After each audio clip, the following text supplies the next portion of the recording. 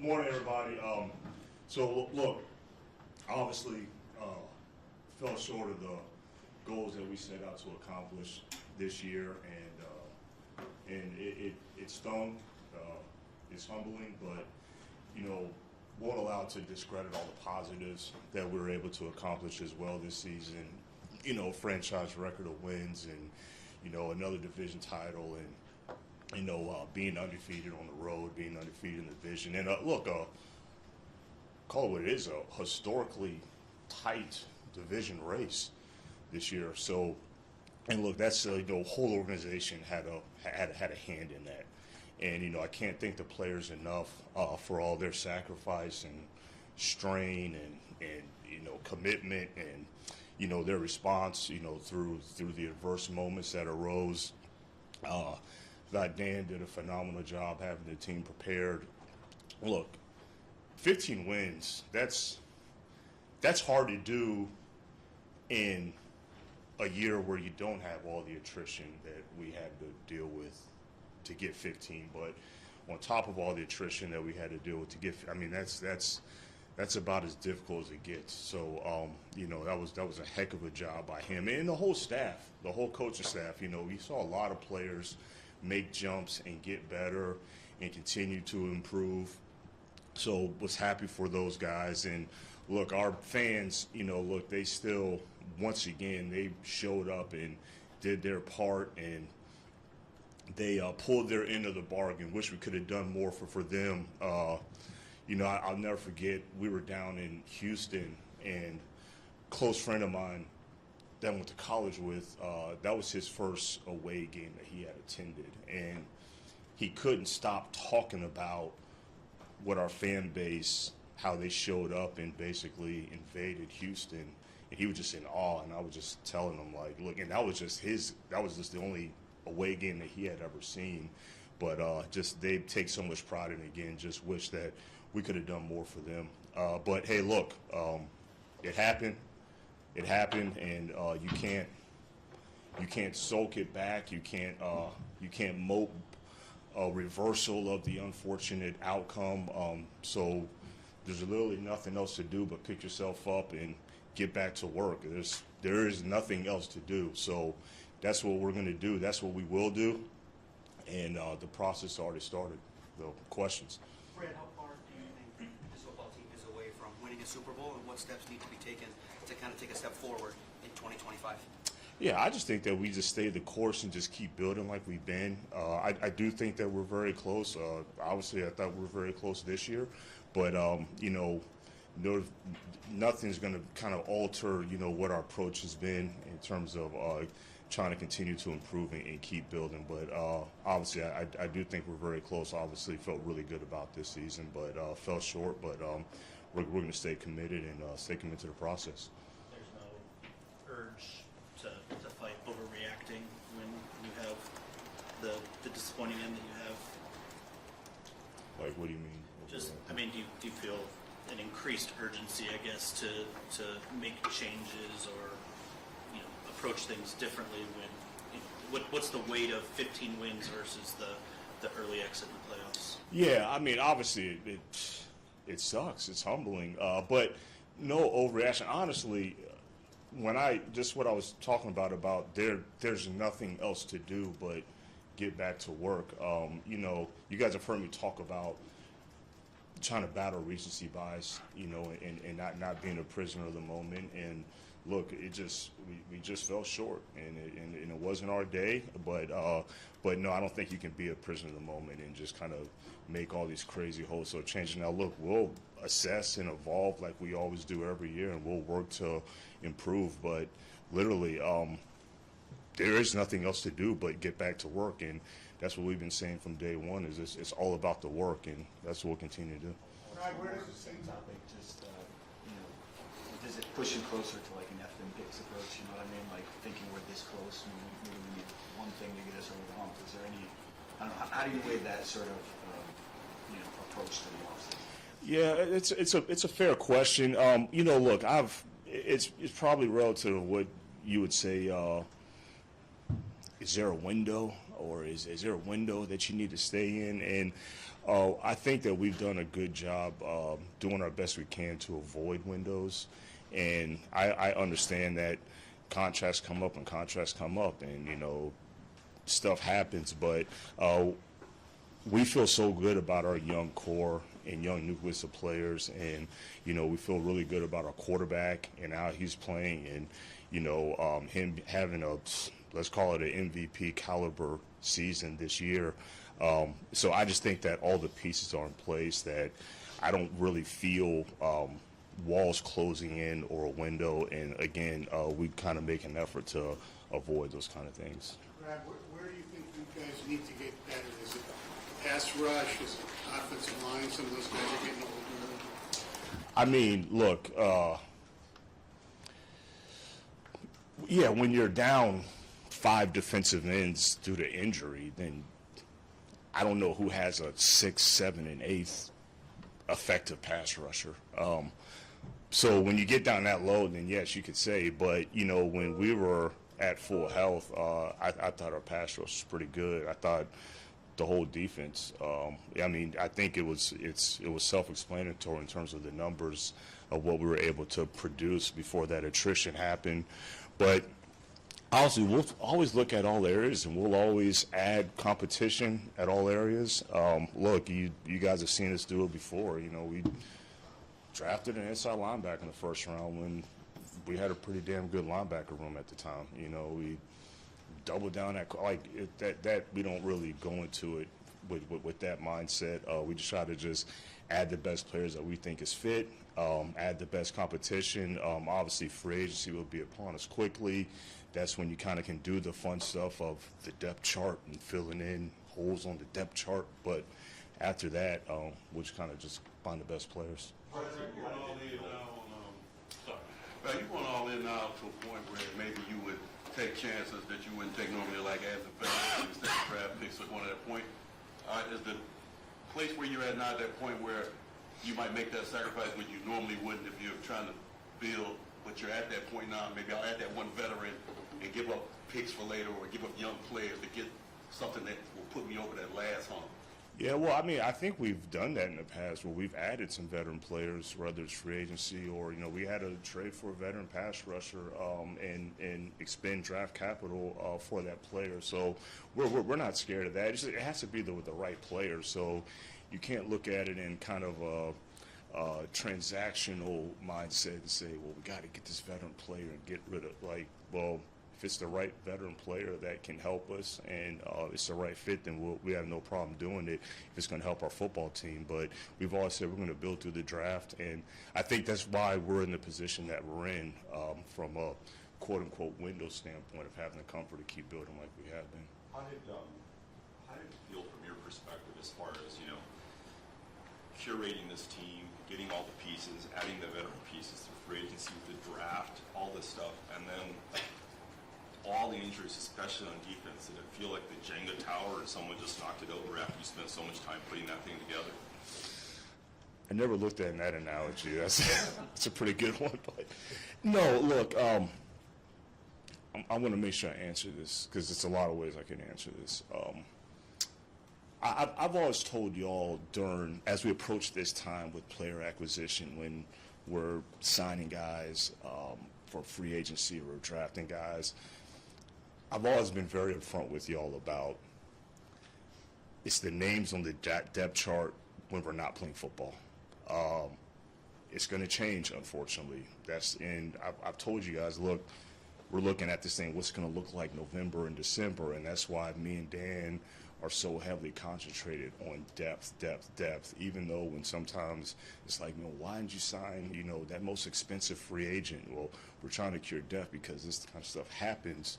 So we've kind of stuck true to that, but because I've always thought about that, when the injuries happen, I guess I'm mentally prepared for them a lot better. Now, you don't know to what extent it is, but really from a negative emotion standpoint, I just feel bad for the players, really. I feel like the players put so much into it, and a lot of times it's bad luck. When you look at some of these injuries of how they happen, it's like they were some of them just bizarre. So, I hate it for the players because they put way too much into it to get the rash of bad luck. But in terms of how we roll, look, it almost, I say from a positive standpoint or positive emotion, it actually kind of fuels me, and it fueled our personnel department as the attrition piled up to, like, what are you going to do about it? What are you going to do about it? It happened. Just like I said, that divisional loss happened. What are you going to do? The injuries happen. You can't tout them back to health. Again, you hate it for the players, but what are you going to do about it? And I do think our personnel department did a really good job in terms of responding and doing what they had to do, and a lot of credit just to the process. So we weren't scrambling, we weren't finding guys at the last minute. A lot of guys that we added were identified early on in the process, and guys that we thought was going to fit, and they did. And also credit to the coaches, just getting those guys ready to play and contribute that quick. That's very hard to do. So, but yeah, I don't really. It sucks, yeah, but it happens. Brad, how much of an obstacle, if at all, is it to rebuild your staff now with the coordinators and possible other coaches? I know you were prepared for it, but is it still a difficult thing to traverse? I mean, yeah, obviously there's difficult because I have so much respect for the unknown that you can't, know exactly what's going to happen. Obviously, we were prepared to lose those guys. Those guys are great coaches, and I mean, just call it what it is. We're lucky to have both of them this year. I know Dan has been preparing for it, and I have the full faith and trust in Dan to make sure that we're going to have the right people in place in those spots. But he's been able to. He's had to encounter that before, not at the coordinator level, but other position coaches, and it's always worked out. So, Brad, it'll be good. you talk about culture fits with players. What are some of the pillars that you look for in a coordinator? Oh well, I think he's going to have to be.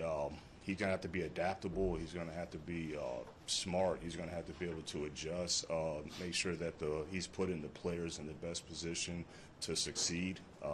And so those are some of the characteristics I think is a good culture fit for a coach here. I think that our identity kind of shows. So most coaches that choose to take a position here, same as a player, I think that they know what they're about to walk into in terms of how we play and what our standards are. Brad, his departure impacts Jerry. How confident are you that he can continue ascending like he's played the last couple of years? Say that one more time. How do you think Ben's departure impacts Jared, and how confident are you he can keep ascending no matter what happens? I feel very confident in that, just because that's the other thing with coordinators leaving, and if there's tweaks to scheme and all that, as long as Dan's the head coach here, and as long as I'm here, then those are things that we talk about that are not going to change. So it may be a scheme tweak here or there, but if a player's going to come in here, he's a Detroit line or he's not. Same as that question about, of a coach coming here. So I think Jared in particular, that's something I know it's at the forefront of Dan's mind in terms of what's going to be the best thing for him. So I got faith that everything will be okay. Brad, just going back to he's not a product of Ben and that system he has. No, I can't say that. Obviously, he was very productive with Ben, as a coordinator, but he had a lot of prior success before he even got here as well, in a completely different system. And I think he's a better quarterback, a more mature quarterback now than he was then when he had early success. So I don't foresee that again. I think the guy's in his prime. He's gotten better and better every year. And when I say prime, I think like just entering it. It's because he keeps ascending.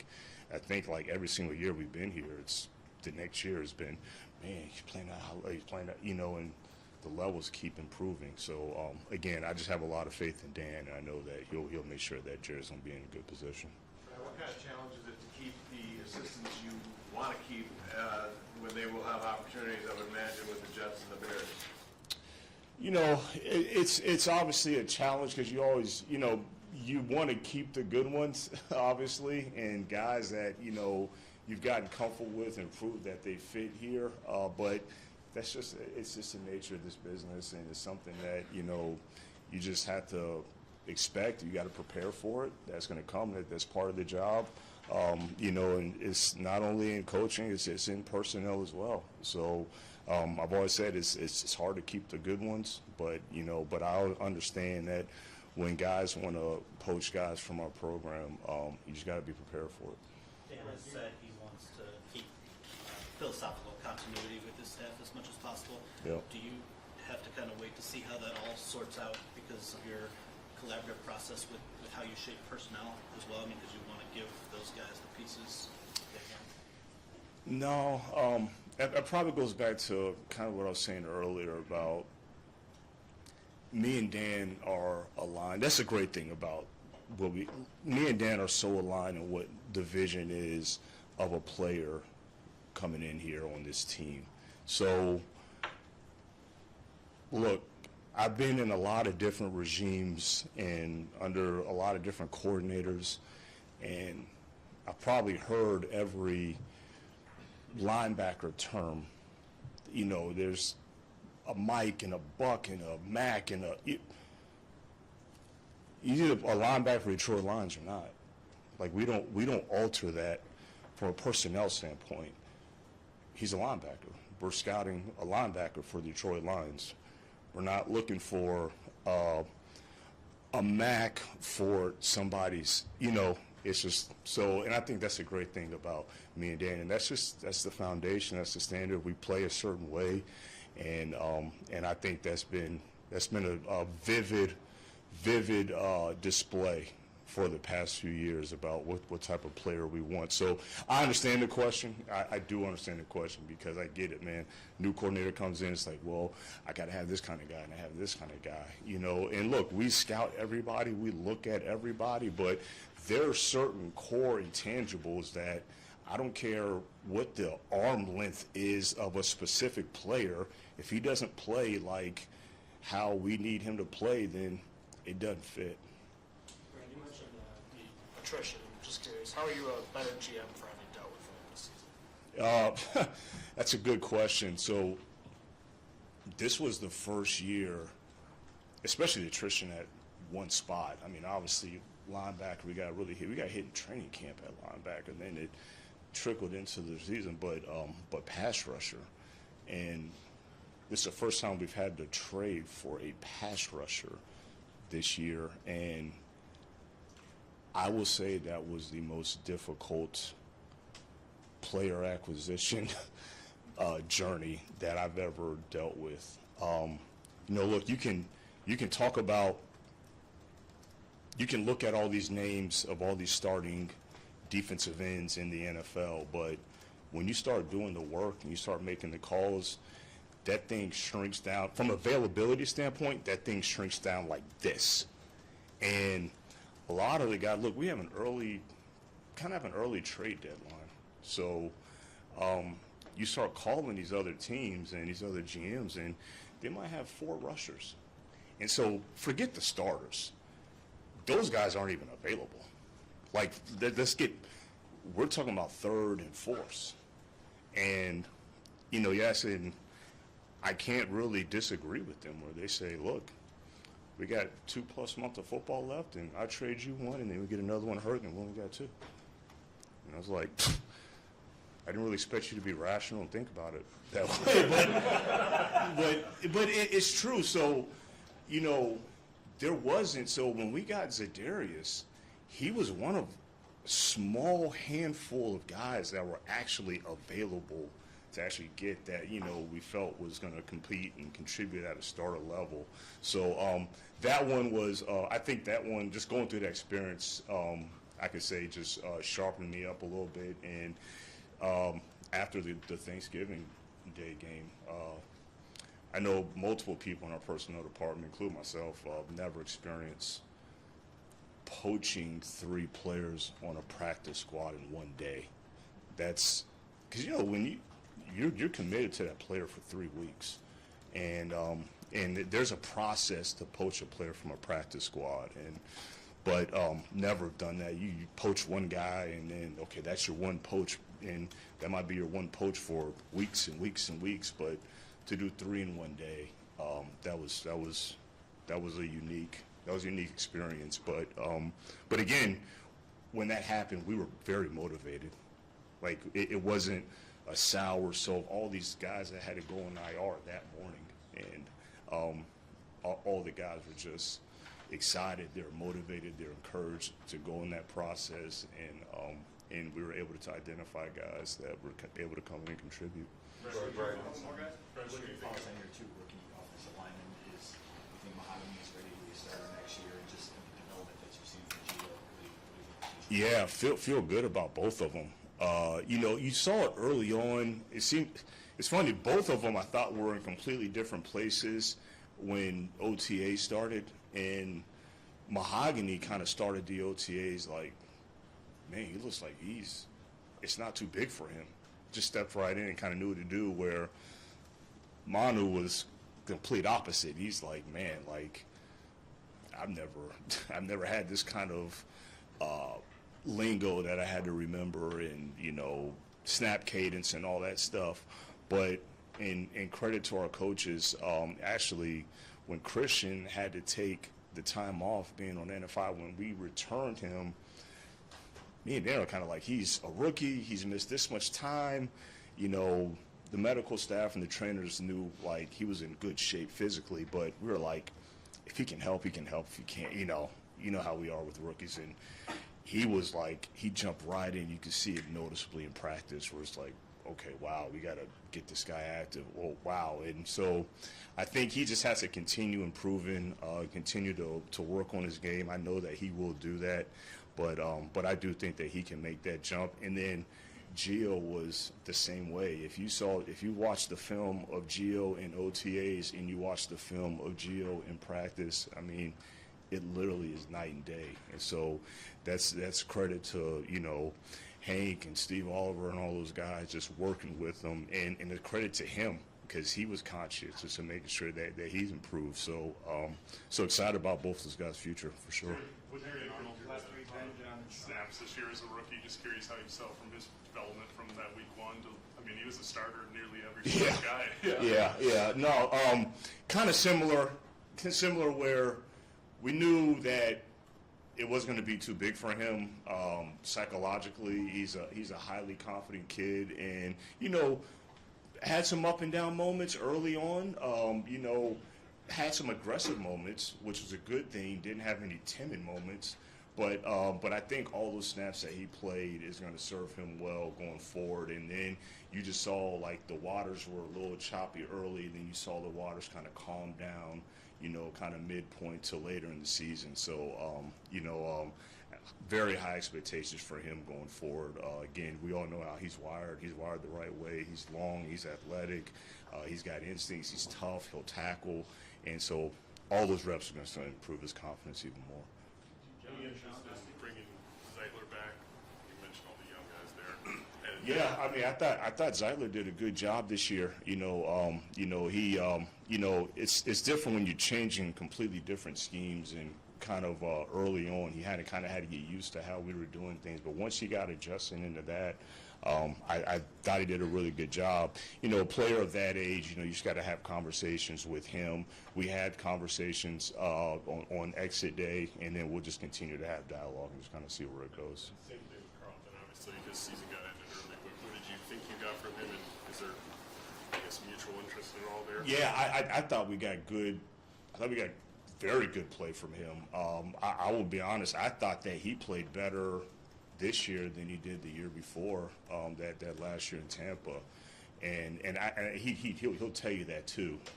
But I thought we got what we wanted to get. Obviously, unfortunate that we had to lose him and be without. But we're aware of not only just Carlton, Zeitler, but we're aware of a lot of other guys that are either on expiring contracts, that had good contributions to our team this year, or guys that are worthy for an extension or in consideration for extension. And so no intense action yet, but we're very aware of it, and we'll go through our normal process, and we have updates. We'll make sure you guys know. Hope to get ahead of the curve, giving some of those young guys and do some Aiden's injury, how does that impact anything? Yeah, we're working through all of that. Again, it's not always in our control.